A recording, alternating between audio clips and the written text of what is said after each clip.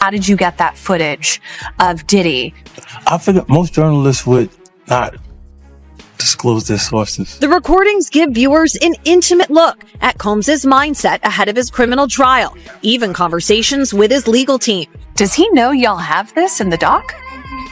I would doubt he knows. So when this airs, that'll be the first time that his legal team, Diddy, that everybody knows that this footage is now seeing the light of day. Perhaps. What was he intending to use it for? I have no idea what he was doing that for. I mean, you're talking about a man who films himself doing everything and has for decades. I think he wanted someone to be behind the scenes with him. That's just like that one dude talking about he still tastes Diddy in his mouth. What? Guys, this is nuts. Sean Diddy Combs was still filming himself a week before he got arrested, months after the feds had already raided and taken all his tapes. And somehow that footage got to 50 Cent, who's now put it in his Netflix documentary. It's videos, it has footage, it has interviews from his friends, people in the industry, the co-founder of Bad Boy with him. I actually didn't know that Bad Boy was co-founded by him and his friend. He gave his friend 25% and Puff gave his mother 75%. The entertainment world is reeling as Sean Combs. The Reckoning drops on Netflix, arriving at the precise moment when Sean Diddy Combs is facing his career's fiercest storm. Behind bars, stripped of the power and privacy he once commanded, he is suddenly thrust into the spotlight in a way few have experienced. With Curtis 50 Cent Jackson attached as a producer, the series immediately sparked questions about motives.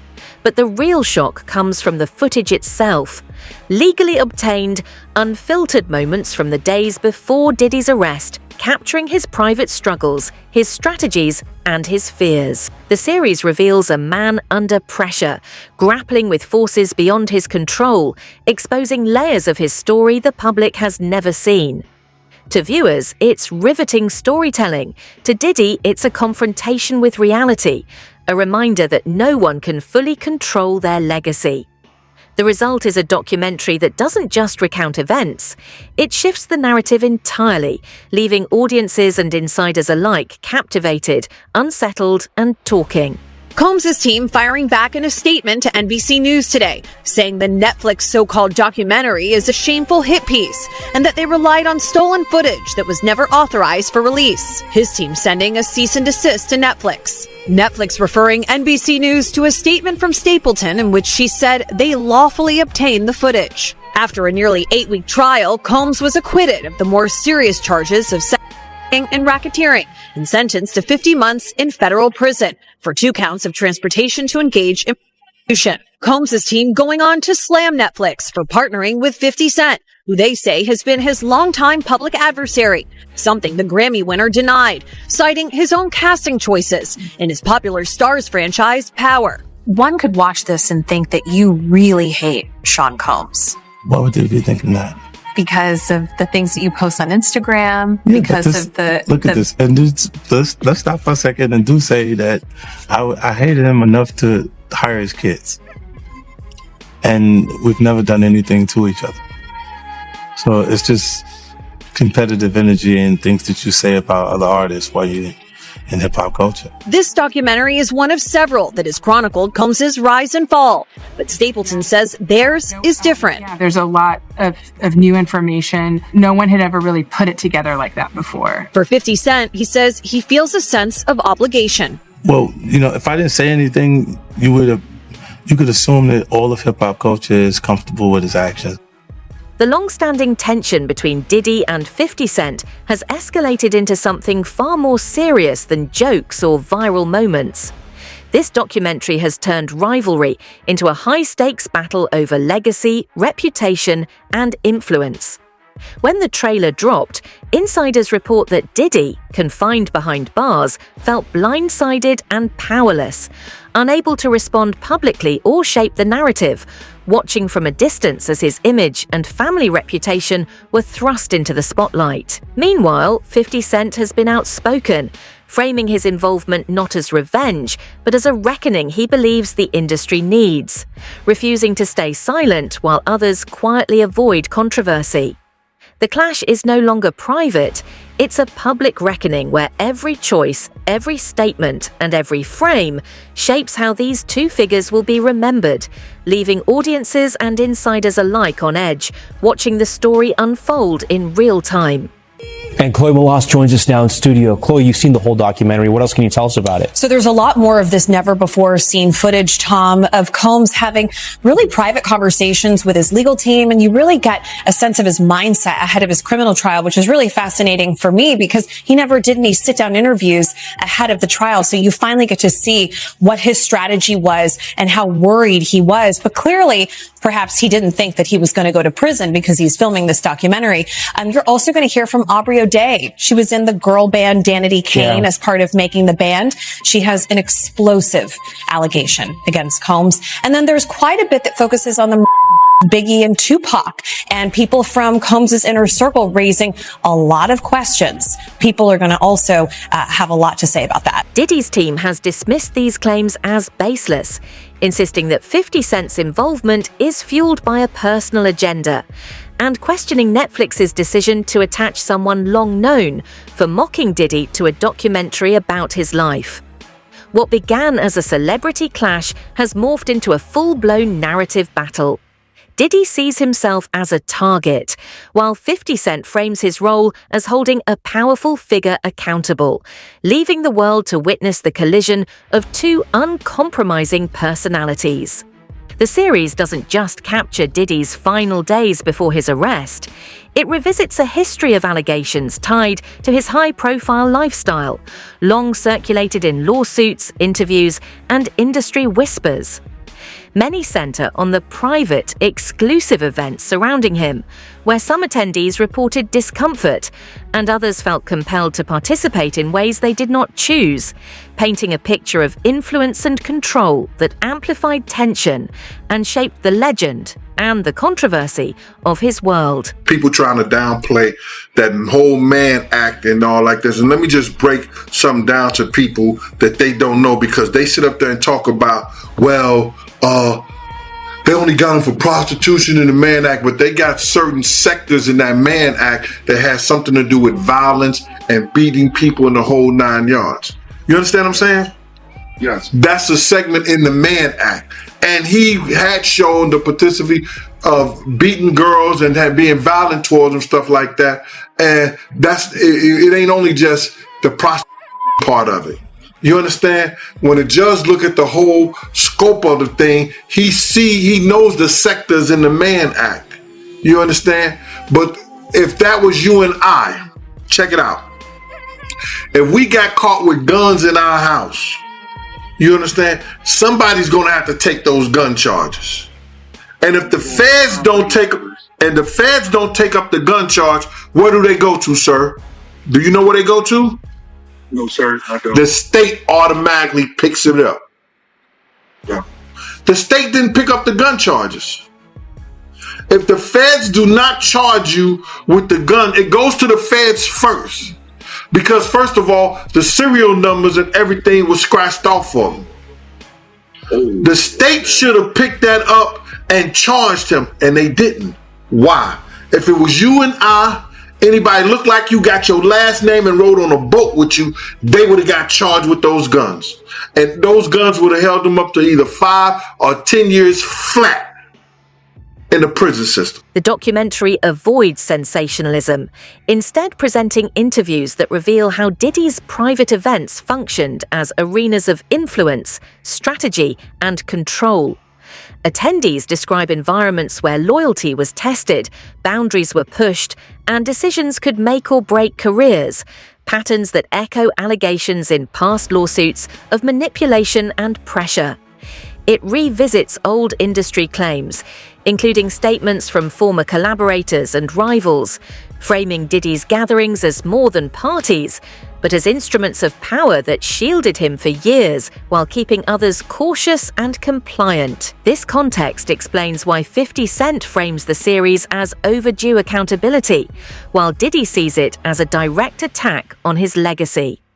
Once regarded as one of the most powerful figures in hip-hop, Diddy's influence spanned music, fashion, culture, and media, commanding attention and shaping careers.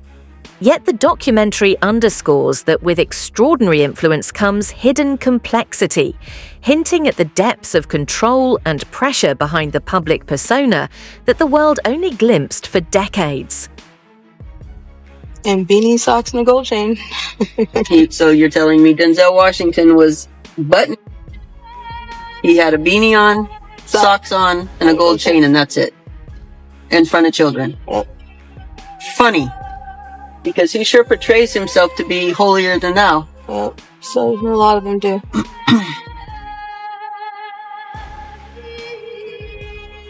I think you also told me that one of those men have a birthmark. Left thigh. So one of those men have a birthmark on their left thigh.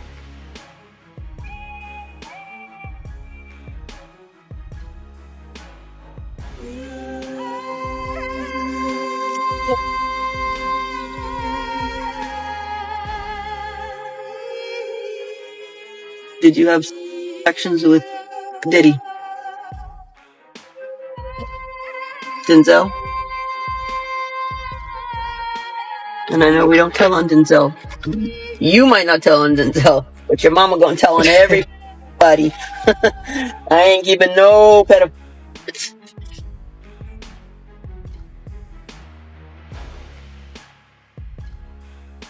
Denzel?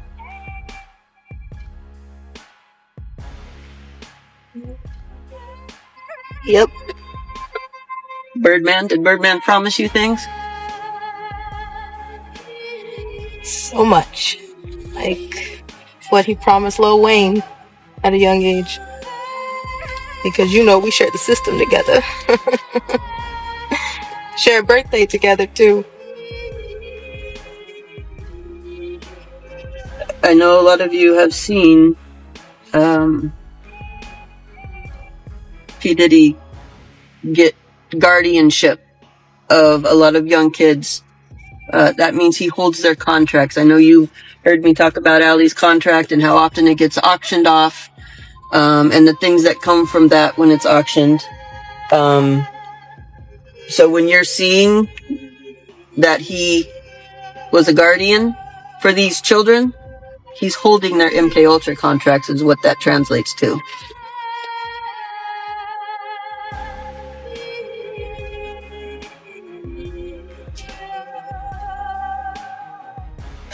Were you the only child at this party? No. Not at all. I had so many kids at this party. Were there also so many celebrities? Yep. Through interviews with former associates, the documentary reveals an environment where Diddy's presence was always felt, where loyalty was demanded, behavior monitored, and influence exerted over speech, alliances, and actions. While Diddy has consistently denied any wrongdoing, these accounts portray a culture in which challenging him was nearly impossible and obedience was expected. 50 Cent, long vocal about power dynamics in the music industry, framed his involvement as exposing how influential figures can shield themselves behind glamour, success, and reputation. By lending his name to the project, he transformed what might have been a legal narrative into a broader cultural confrontation, turning the series into a lens on authority, influence, and accountability in hip-hop. A shift that reshaped the conversation and escalated the stakes far beyond any courtroom. Diddy sees the documentary as an attack on his legacy, a force rewriting his story while he remains confined, and his team claims the footage was taken without consent, shattering the control he once held over his narrative. Its release sent shockwaves through the entertainment world, dividing opinion and leaving many artists silent, unwilling to speak publicly, despite being privately stunned. Does it feel like all these years you've been the only one calling this out? I look like I've been the crazy guy for a long time. They say you're a hater. They say you're crazy. You do this. Yeah, and now everybody's complaining. My ass is hurting. There's all this shit that's coming. 50, you can't make jokes about it. No. The internet might come for you, bro. All I'm saying It might come from you. you see it now. All of these complaints. People were damn, they were raped and pillaged. This is what was going on. Right? And what do I? For months, 50 Cent has called out the industry's silence, arguing that many knew what was happening but stayed quiet because it was easier, and that the culture around Diddy allowed certain behavior to go unchecked. He frames his involvement as a mission for transparency, insisting the public deserves the full story. Meanwhile, Diddy's family, legal team, and supporters counter that the documentary is unfair, presenting private moments out of context and ignoring the decades of work he invested in building his empire. Public reaction has been electric. Some are shocked by the recordings, others feel it confirms long-held suspicions, and debates rage over accountability, privacy, and influence. The central question remains: is the series an honest reckoning, or just one perspective of a complex, decades-long narrative? Guys, this is nuts. Sean Diddy Combs was still filming himself a week before he got arrested, months after the feds had already raided and taken all his tapes. And somehow that footage got to 50 Cent, who's now put it in his Netflix documentary. Needless to say, Sean Diddy Combs' lawyers are not too happy. Well, we got the clips, and you're going to want to watch them before they might get pulled elsewhere. Welcome to Popcorn Planet. I am Andy Signor, and look, I'm sharing what YouTube has already out. The news is all over it. Good Morning America. I don't know if this footage was legally obtained. I'm not sure. I'm going to give you my speculation as well as my shock that somehow all this footage Sean Diddy Combs was filming before he got arrested after the raids got into the hands of 50 Cent, one of his arch nemesis. And now 50 has put the footage in his Netflix documentary. The mogul spokesman, Diddy spokesman, said they're deeply concerned that video shot days before the arrest is in this new documentary produced by his rival. How did 50 get? The fallout has shifted the way the world sees Diddy, from a towering music mogul to a man whose story is now being shaped by others, a reality he struggles to accept. The clash with 50 Cent transcends entertainment news. It has become a cultural flashpoint where private power collides with public exposure, two formidable personalities bound together by a documentary neither can escape. To Diddy, it is a threat to his identity, a force designed to dismantle the narrative he meticulously built, with 50 Cent cast as its orchestrator. For 50 Cent, it is about breaking the silence others feared to challenge, sparking critical conversations about influence, accountability, and power in the industry. The series exposes how rapidly a legacy can shift when private moments enter the public arena, revealing a side of Diddy the world has never seen, one he never intended to release, and a transformation that may be impossible to undo. I want to get a lawyer on it to confirm it, but I got to be honest, I'm kind of shocked. You'd think, well, this should all be included. Should it not? Listen to me. I'm going to get off the phone right now, and I am going to let you professionals look at the situation and come back to me with a solution. No matter what, no matter what nobody said. Let's just, here and there, y'all are not working together the right way. We're losing. The footage is... The way he's bossed around these high-powered lawyers is so revealing. Part of a new, highly anticipated docuseries by director Alex Stapleton and rapper and executive producer. Look at that smile. Look at that smile. Oh, he's loving this. Jackson, titled Sean Combs, The Reckoning. Was there anything that surprised you when you were watching? I think it was surprising that he actually filmed it. It was very interesting to watch a man who's known for his brand presence. You know, he has a really amazing knack for marketing and all of that, and how he was sort of taking that into account in how he was coming off to the public. We knew that was coming, by the way, because we learned that throughout as he was using his own kids to post birthday messages and etc. This guy wants to control everything. The exclusive video also shows Combs in Harlem greeting fans. He's like, oh yeah, look at all these. This was yeah, what's up? Let me shake your hands. Yeah, let me take this. He thrives in this. This is and people recognize him.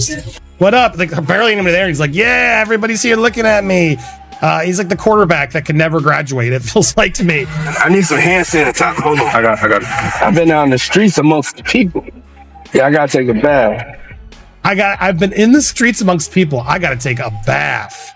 He's like horrified. He's disgusted by it. Like the amount of people that actually I'm coming in contact with, like that's what I have to do. I have to do it. Not like, oh, that was so great, I loved it. I have to do it. You know what I'm saying? Oh. It's like 150 hugs.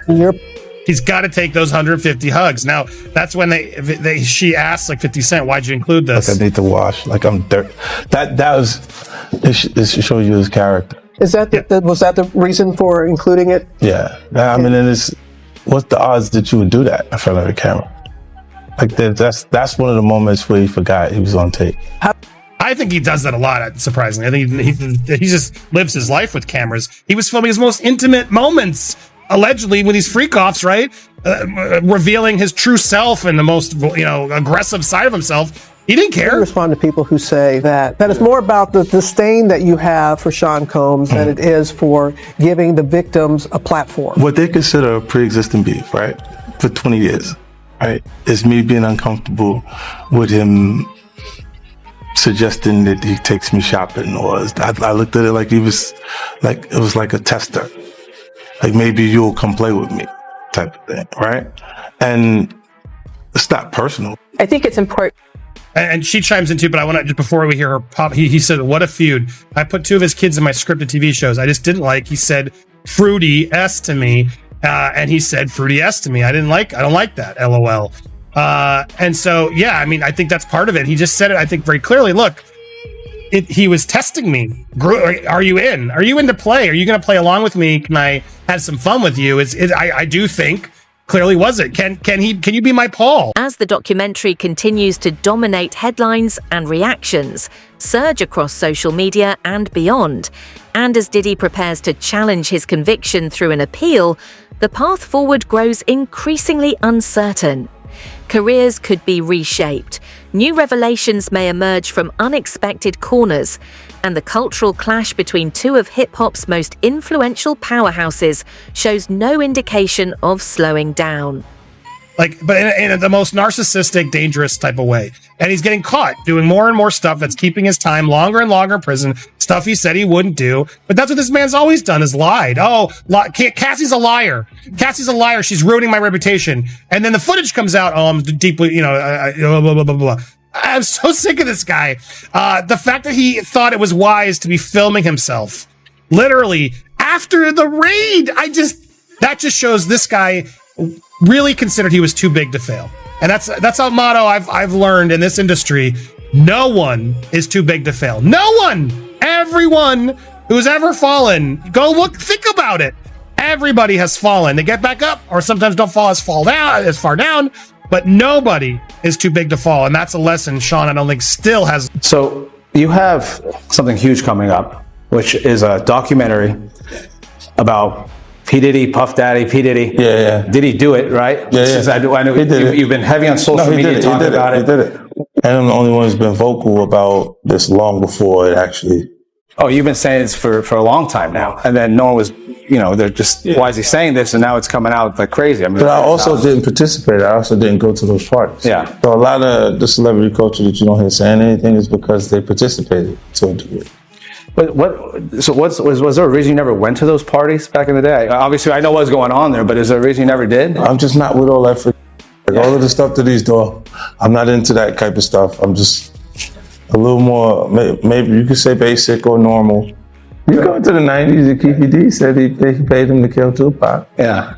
So like, you get the craziest accusations. You had TMZ created a docuseries. They went to Tubi, but the series is saying the downfall of Diddy. You're one of the first persons in entertainment to really call out people and kind of have that authority in that, to be able to call people out. I mean, which is pretty amazing. You're kind of, in some ways, draining the swamp of Hollywood. And I don't have a support system. I don't have a support system of peer group of artists that I require to do what I'm doing. I've had to be on my own from the beginning. So I don't necessarily have a responsibility to behave a certain way according to them. You know, and look, if I didn't have an award-winning director doing it, if I hadn't put the right people in place to produce it properly. The central question hangs in the air with even greater weight. When conflicting narratives collide, private footage leaks into the public sphere, and each side insists it holds the real truth. Where will the public place its trust? The discourse remains charged, the stakes only climb higher, and the story continues to evolve in real time, leaving fans, critics, and casual observers alike to determine how loyalty, perception, and accountability ultimately converge in this unfolding saga.